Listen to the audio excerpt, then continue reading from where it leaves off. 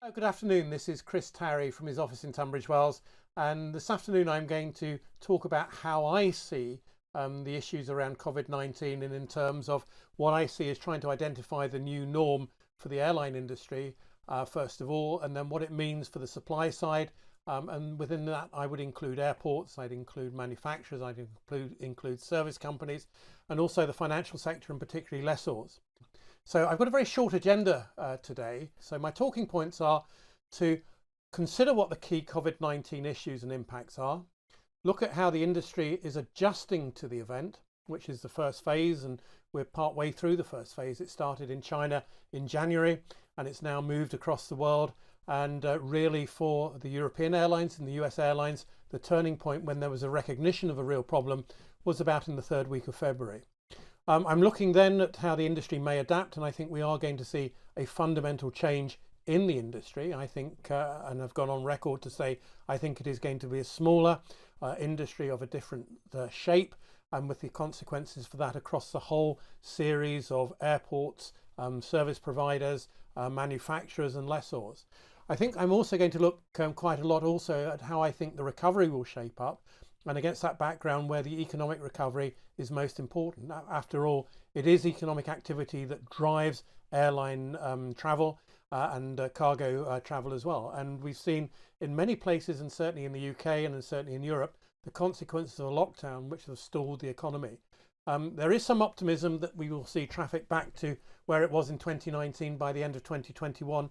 I feel that is misplaced optimism, and as we go through the slides I will explain why that is the case. If we look at it and we want to use a letter to describe how we see the shape of the recovery and the downturn, I would use a recumbent L. A strange shape maybe, but I think even as we recover, it's going to be not in a straight line, and what we're going to see is periods, even if we don't have a second wave, or as we're now seeing in Singapore, what they call a third wave, I think it is going to be slow. We've already seen Lufthansa say that by the end of October, they don't expect to have much more than 25% of their capacity back into the market. And by the end of the year, on reasonable assumptions, no more than 3/4. So what we're going to then look at really is the risk to the system, given that airlines are the necessary element for everybody else to make money in normal times. I'm going to look at the position and outlook for one or two individual participants. And by that, I don't mean to name names of companies because that would be invidious. I'm going to look at the role of government support, where I see there are a number of issues. One is the moral hazard of governments providing support. Another of its direction and focus to make sure it goes to the airline it wants to support, not only to the airline it wants to support, but to the economy where its taxpayers are the citizens. It does have the prospect for significant market distortion, and we'll look at that as well through grants against loans or new equity, and there will be conditions attached. And again, we'll focus on that a little later. I do think we're going to see some new regulations come in to govern the industry, and they're first of all going to be about the environment. There's a fundamental question that can be asked now where we are effectively resetting everything. Just how much travel do you need? We've seen it come up in the last few weeks, and I think the volume of that will increase. And I think we would delude ourselves if we didn't think there would be more and more meaningful regulation on the environmental side to emerge from this. Furthermore, if we are going to see a smaller industry, it raises questions about airport expansion, and it also in the near term raises questions about slot regulation. Although the use it or lose it rules have been suspended, if we go to what is seen as a more normal recovery or recovery, the issue is when that comes back in, the risk of ghost flights. So there's a whole lot of issues around regulation that I'm sure governments will move on to when they move through this. If we look at COVID-19, it goes without saying it is an unprecedented and extreme event. Now, I've been following the airline industry since the early 1980s, and I've seen a number of what I would call event-related disturbances, but clearly there's nothing to the extent that this is. And although we can look at what happened last time and we can see the way in which the airlines have behaved, the nature, the duration and the breadth and depth of what we've seen this time round is quite different. It makes forecasts extremely difficult. Forecasts are difficult anyway, and we all know, we all may joke that the only thing about forecasts is that they are wrong. But in this case, it's an unenviable position to try and make forecasts. And here IATA significantly increased the loss it expected of passenger revenue over in a period of a couple of weeks. And now is expecting passenger revenue in 2020 to be some 252 million lower than it was in 2019. Now, hopefully I'm seen as sort of realistic and reasonable in what I say. But I do fear that there is downside risk to that. We really just don't know at the moment. We're seeing something which is quite different in the way that we have closed markets. After 9/11, the US was closed for 4 days. When we saw the great financial crisis, we saw no markets that were closed. This time, whether we're in a formal lockdown or we're social distancing or we're taking care, markets are shut either formally or people are just not going to travel between them. And then the issue is when we move away from lockdown, we move away from restrictions are lifted and we are able to travel again, the speed at which travel comes back. And I think that's going to come back at different times for different types of people and to different extents. So again, to reiterate my point, I think if we're expecting the industry to bounce back quickly, we are mistaken. If we think the industry is going to be back to where it was in 2019 by the end of 2021, we are also mistaken. So I think if we look at where the issues are, I'm going to talk about airlines because that is the necessary element for everybody else to make money. I will touch on airports, and we've seen ACI being very clear about the damage to airports. If airlines are not flying, there is no traffic going through airports. And the consequences of that is that even small or smaller regional airports, which provide an important role in connectivity, they may not recover, they may not open again. So some real issues for government about where it directs support and it directs money. For manufacturers, we've already seen deferrals of deliveries. We will see deferrals of orders and cancellations as well. And again, that's much more like after 9/11, where we saw aircraft being produced where there was no customer. The customer had cancelled or the customer had gone bust. A really clear indication from the lessor side was a statement that Avalon made last Friday when it said 80% of its customers for its leases or its managed fleets had asked for relief in terms of their payments. And against that background, that represented some 90% of its revenue.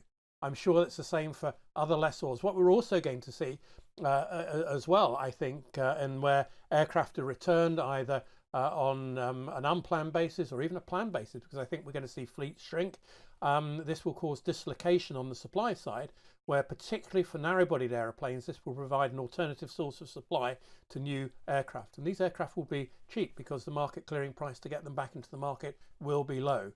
I think what we're also going to see is, and we've already seen indications of it, that older, bigger aeroplanes are going to be retired early and they won't come back into the market at all. So generalizations are always hugely dangerous. We have to look at it at an airline level, we have to look at it at a company level, and we have to look at an aircraft type level. So from the point of view of lessors, I mentioned Avalon a moment or two ago, but when we saw on the upswing, which has lasted for some considerable period of time, we saw a lot of new money coming in, new entrants to the market because they saw an opportunity to make money from leasing aircraft. These will be going out of the market, they will not return. So it's going to be a tighter supply side for the supply of money, which over time will make it more expensive and it will act as a brake on growth. But again, we're in the dislocation period where there's a lot of capacity which is now not going to be required, coming back into the market to be available. If I'm a lessor or I have this fleet, I'm going to try and get it back into the market. We've heard about scrappage schemes from government being posed, and I will talk about those a little later on. So what we have is a massive dislocation, and what I'm going to do now is look at it in a little more detail from the point of view of airlines in what I would call the adjustment phase. The behavior of an airline to an event or any business to an event, even not as great as this, is pretty straightforward. I need to cut cost, I need to stop spending money, I need to look at where I can get access to cash or liquidity. And we've seen layoffs straight away. So at British Airways, we've seen 30,000 layoffs in terms of cabin crew and ground staff. Lufthansa has announced 90,000 of its staff are going to be furloughed. We then see unnecessary expenditure stop. We then see capital expenditure being deferred. So what the airlines are looking to find is what I would describe as an irreducible minimum of cash outflow, an irreducible minimum of operation. And yes, airlines are still operating, although passengers are not flying. We're seeing airplanes being used for belly hold cargo space, and we're seeing repatriation flights. But I will come on to it later to look at where the capacity has changed and what has happened there.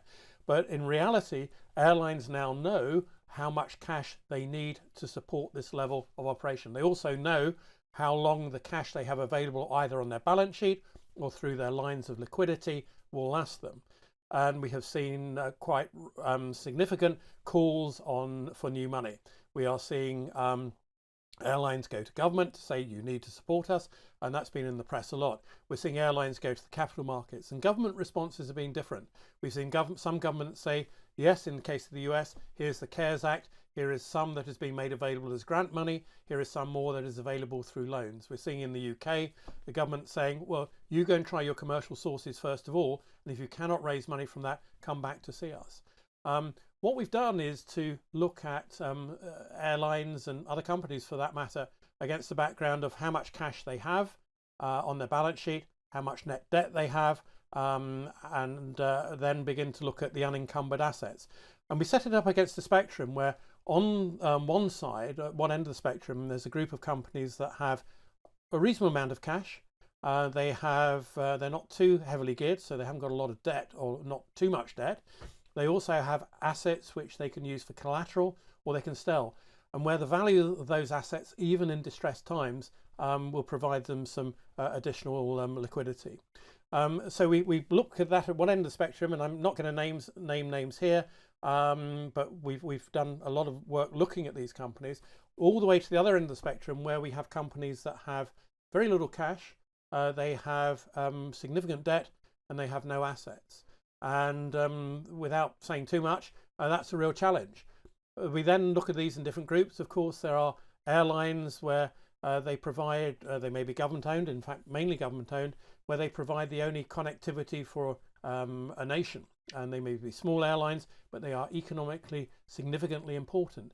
And it's very difficult to argue against the case that the government should support them, because without them, they get no connectivity at all, and the economic and societal benefit that these airlines produce has gone forever.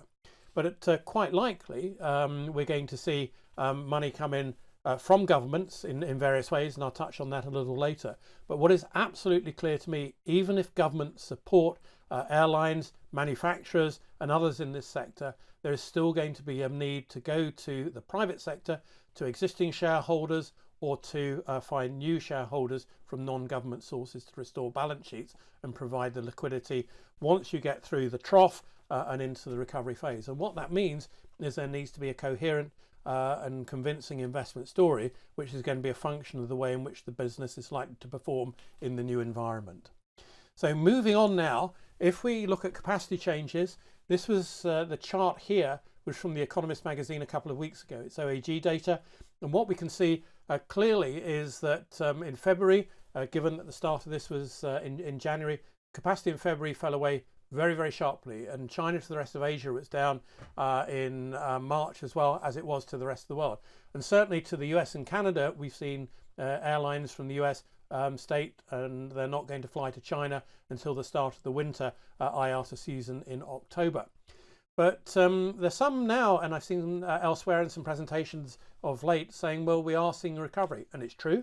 We're off the bottom, and we've seen in the figures here that within China, capacity is now 40% below what it was 12 months ago, in the corresponding week 12 months ago. If we look at the last week in June as a reference point, well, capacity is still 40% lower in the last week of June 2020 than it was in the last week of June 2019. For some European airlines, we've seen flying stopped altogether. EasyJet, apart from repatriation and Mercy flights, if you want to call them that, has effectively stopped flying. Lufthansa has yesterday announced it was decommissioning 40 airplanes, a mixture of aircraft ranging from wide bodies and the 380 to narrow bodies. It's also given a clear view in terms of its future size and shape in the near and medium term. Even on its reasonable assumptions that we will see traffic begin to start again later on in the summer, then even by the end of October, it only sees that it will have 25% of its capacity back into the market, and by the end of the year it will only be 75% of what it had in the market before. What's also quite interesting is Emirates had closed down for a period of time. It started flying again earlier this week, and now instead of flying 70 times a week to London, it's flying 4 times a week. It's now only offering 4% of the seats that it used to. Now again, if we look at different airline models and we look at point-to-point travellers, well, yes, it needs the home market and destination market to be open and people want to travel again.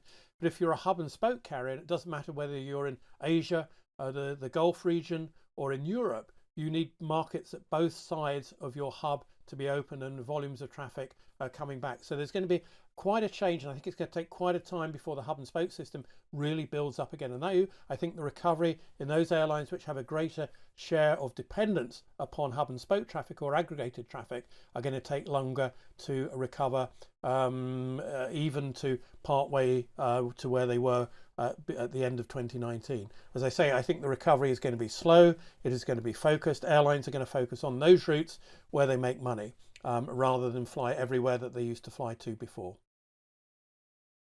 Another way of looking at how the industry or the market has reacted is to look at share prices. Now, at times share prices are imperfect reflection of what is going on, and it's often said that the stock market economy at times is detached from the real economy.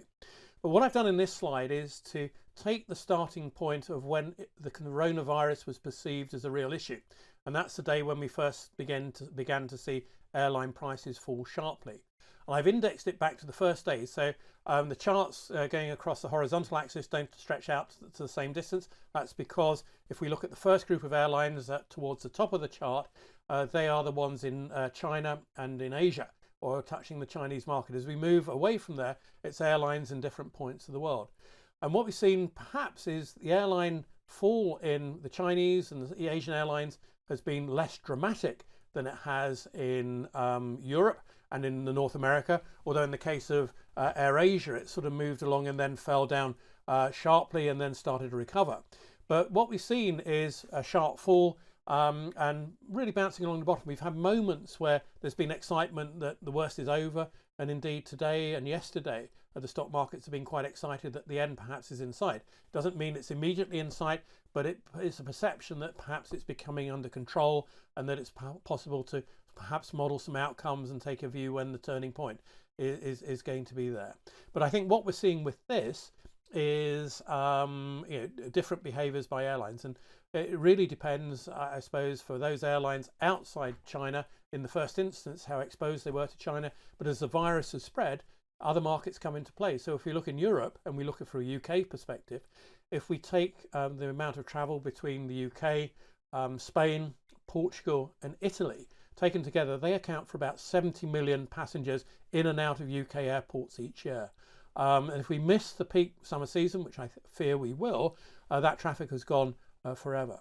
And again, it's a very interesting dynamic and a dimension. But again, we've seen perhaps we've reached the bottom in share prices. It's bouncing along the bottom. Are we going to see a rapid recovery? That's not for me to say here, but it's something obviously I'm following closely. We're going to have periods of great volatility.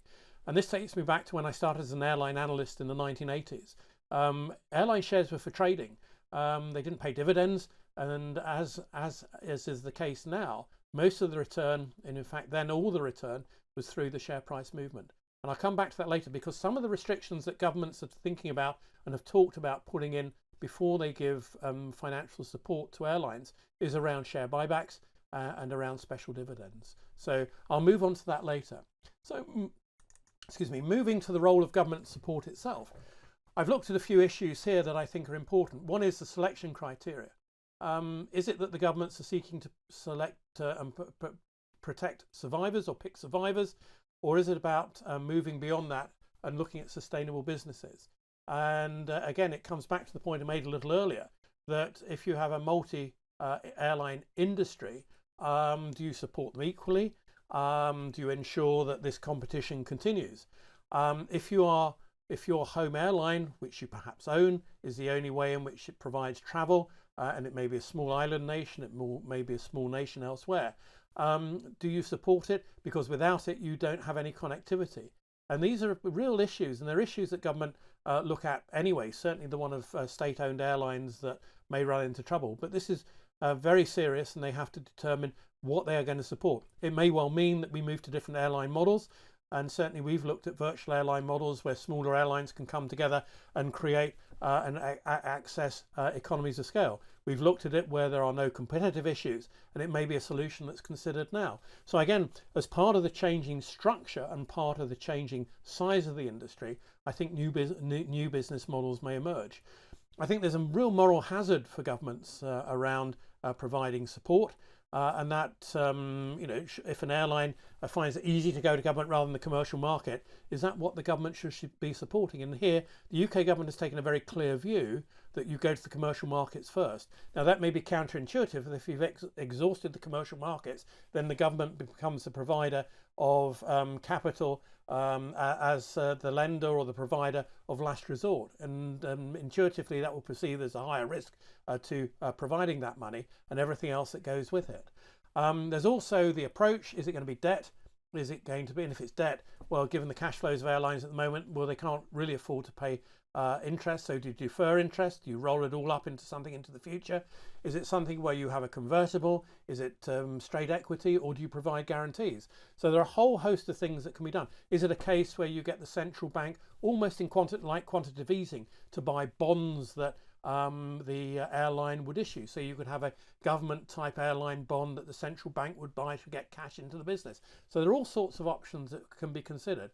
In terms of direction and focus, well, if we look at it, we have multinational airline groups. So if I'm the Dutch government and I want to invest in KLM, how do I ensure my investment only goes to KLM and not into Air France, and vice versa with Air France? If it's the British government, where British Airways is part of IAG, do we need to split British Airways out of IAG to provide it money? I don't know. It's clearly an issue. Again, there are other ones where if it's an airline where most of its business is taking people on holiday out of the UK, so there's a huge societal benefit by passengers and families being able to travel outside the UK, but the economic value of that is very limited. It's the direct jobs associated with the airline flying from the airports in the UK and the people employed by the airline in the UK. So there are a lot of issues to ensure that the direction of the money is such that it benefits the citizens of the country who either provide the money through the tax revenue, or that they underwrite the loans that the government or support the loans that the government are providing. We then had the issue of distortion, and I touched on it before about grants being made available to airlines. If a grant is made available to an airline that's not paid back, that's free cash. And the issues are around the conditions that are attached to that provision of funding. Governments, we've seen governments talked about providing a scrappage scheme for older aeroplanes, just in the way we saw it with cars in the UK at the height of the great financial crisis. Now, I see that as market distorting. It's also being talked about that governments on this side of the Atlantic and also in North America maybe consider buying new airplanes from manufacturers where the original customer now cannot take it. All that does, in my opinion, distorts the market. What role is the government going to play, or its agent going to play? Is it going to be a warehouse? And then how does the contractual arrangement work? What price is the airplane sold into the market? Is the government there to try and sell the market at the market clearing price and distort that the rest of the market? Very tricky issues. And again, I think from the point of view of production, all it's doing is buying up production now to let into the market later. That demand for the aeroplanes that it's holding in the current term has gone, and it just means that maybe production runs will be shorter in the future. So I've talked about conditions attached, and again, this is something particularly in the US where we've seen airlines, we've seen manufacturers issue special dividends and have share buybacks, and that will be seen not a great use of taxpayers' money to come in and then be recycled to go out to equity shareholders. So again, I think we're seeing a lot of thought about this. I think governments recognise the issues and they're very focused on the issues, and I'm probably not telling them anything or suggesting anything that they haven't already looked at, and certainly that they don't already know.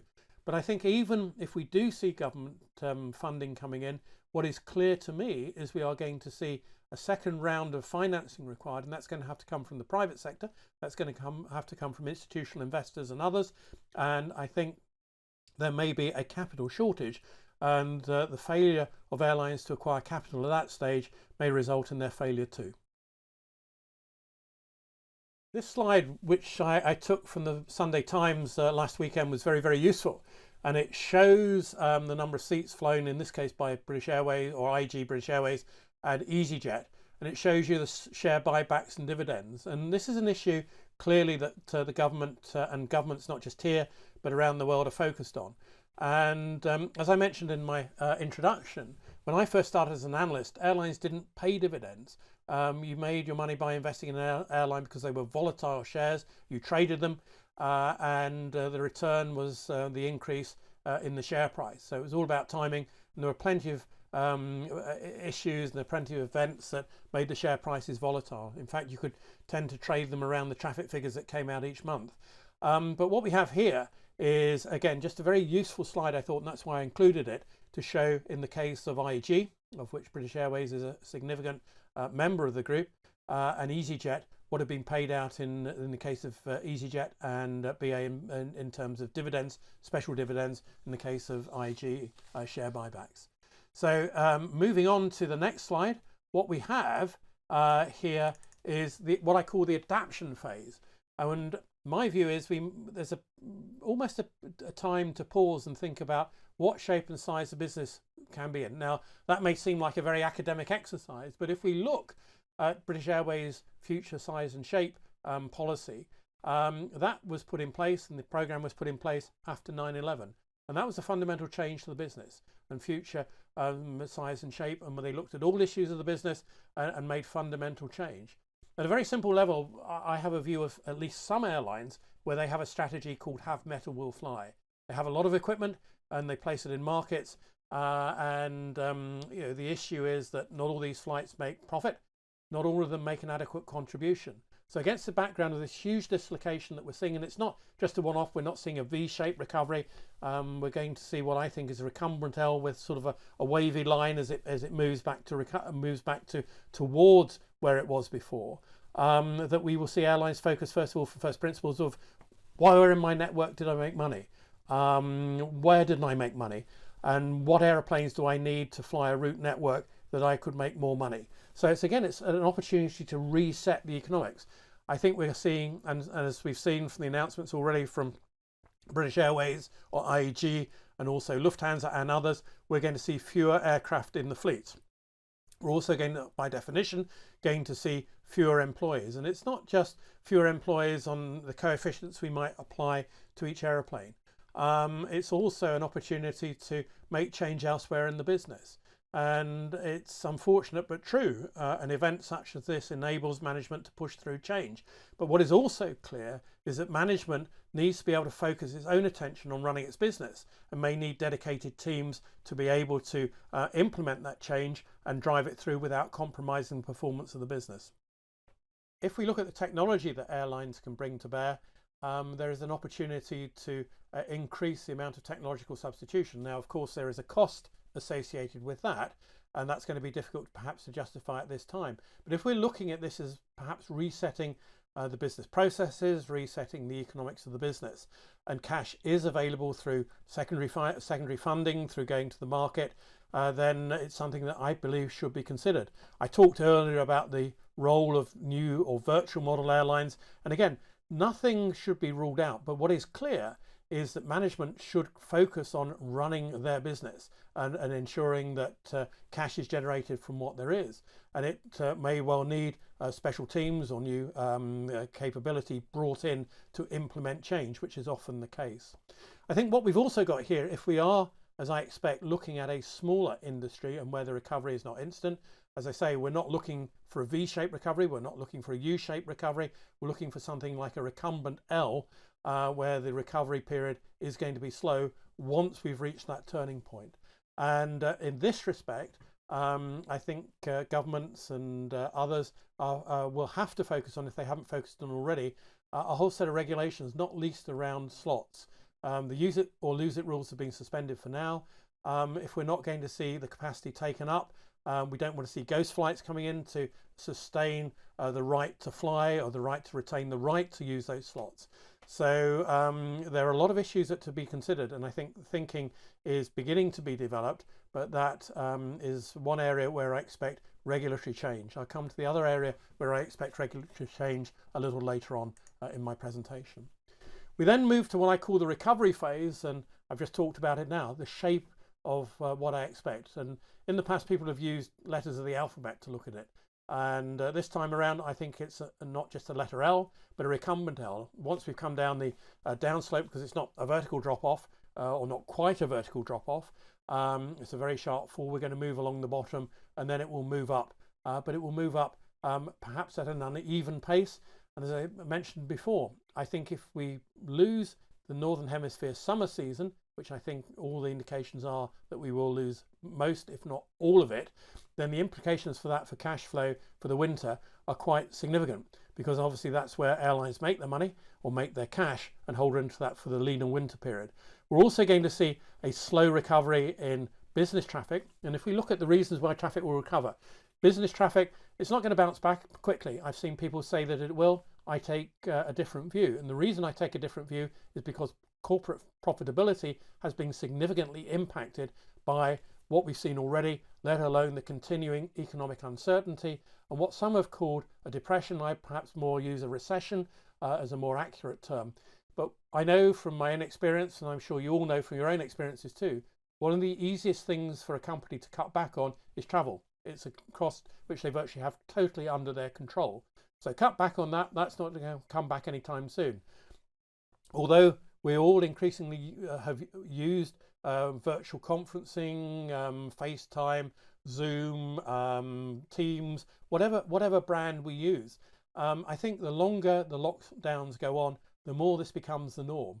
And questions will be more closely asked about the need to travel. Of course, there'll be a need to travel, but it won't be as frequent as it used to be. Furthermore, certainly in the near and medium term, meeting, incentive and conferences will be much smaller, and that will have an impact obviously on the hospitality industry and the exhibition sector, but it will also have an impact upon people flying around the world and travel to certain usually hub destinations that are easy to reach. So again, that's something that will be held back.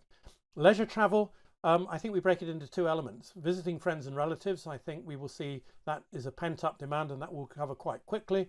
But for more leisure travel, if we miss the summer, and there's two reasons for that. One, markets might not be open, and two, obviously household budgets have taken a real hit in the same way, because there are a lot of people who are either not working, a lot of people who've been furloughed on 80% in the UK on 80% of their wages, a lot of people who are self-employed who may not have any income coming at all and are living on savings. So what you have is a whole range of impacts on household budgets, and again within household budgets, that spending is discretionary, and the focus is on what you need rather than what you want. Of course, it would be nice to have a holiday, but it's not something that you need to sustain yourself. So again, that's also going to hold back travel, or if the capacity is there, it's going to mean that we're going to see prices reset in the market. But at the other end of that, you're going, given the impact that has been on the hotel and hospitality industry as well, what is the ability of the hospitality industry and the hotel industry to accommodate visitors? And that's the great unknown at the moment. So I think that the notion that we're going to see traffic recover to previous, well, end of 2019 levels by the end of 2021 is very much misplaced optimism.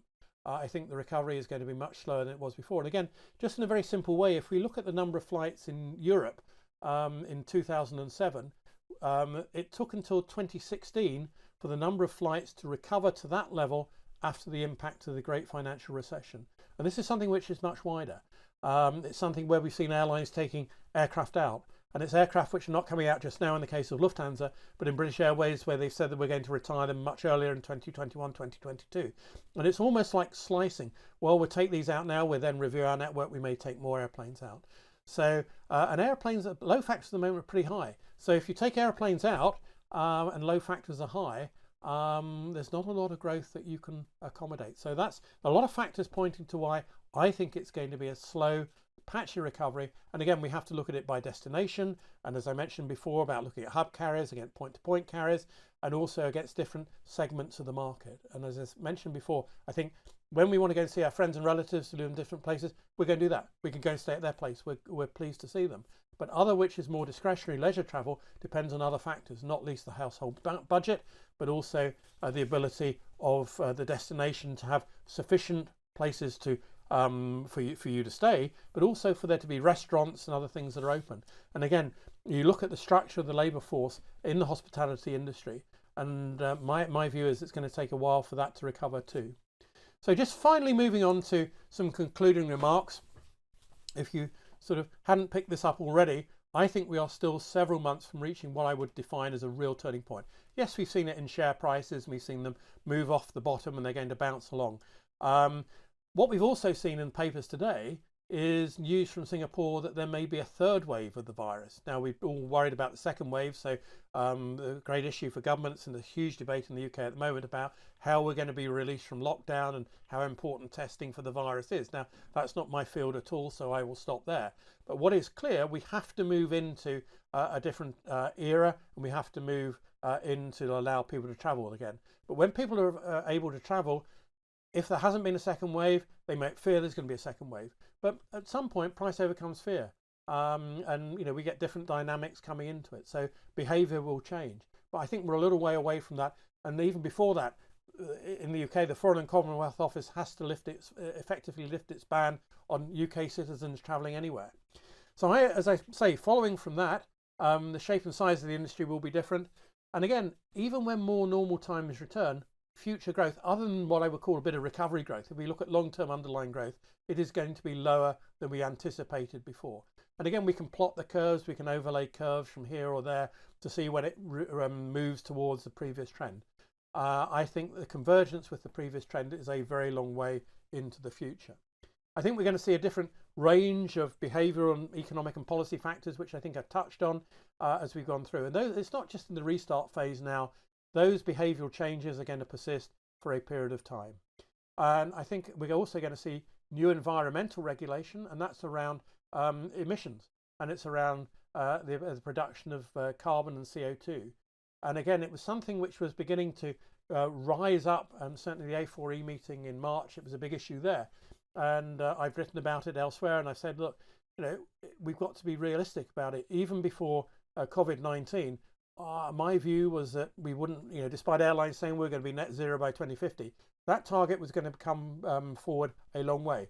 And environmentalists and governments were not going to be satisfied with just planting trees. And but that could drive new energy sources. It could drive the commercial production of synthetic fuel. But at the A4E meeting, the CEO of Lufthansa said that if he bought all the synthetic fuel that was available, he'd be able to run his operation for 36 hours. That's all that's produced in the world in a year. So that shows the scale. But as we're seeing now, engineering solutions are being brought in this case, but in the case in the healthcare sector for ventilators. Yes, if targets are set and mines are brought to bear and funding is made available, I'm sure that commercially affordable synthetic fuel is within reach.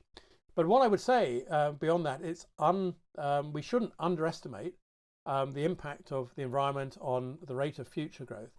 And further, I think it's unwise to underestimate what I see as this event as being transformational in the airline industry, and that we will see something which is a different size, a different shape into the future. And that's against a background where a number of the metrics we've looked at before are now being reset. This is a resetting moment against the background of an unprecedented event and a reaction. We've never before, apart from perhaps in wartime, seen markets closed in the way that they are.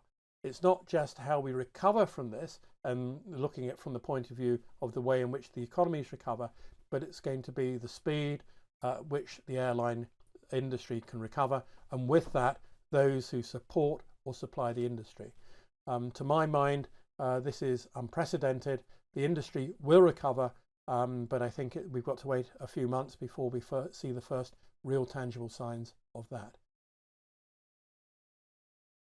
Now that brings me to the end of my presentation. Usually at a Society Corporate Partner briefing, I would open up the discussion to you, the audience, and take your questions. However, as we've done it remotely, if you have any questions, please email them to the Society using the email address below in the video notes or at the end of the video. And we're trying to arrange something over the next few days and weeks so that we can continue the conversation. I hope it's been of interest, the points I've made. You may not agree with them all, but please do send in your questions. Thank you very much indeed.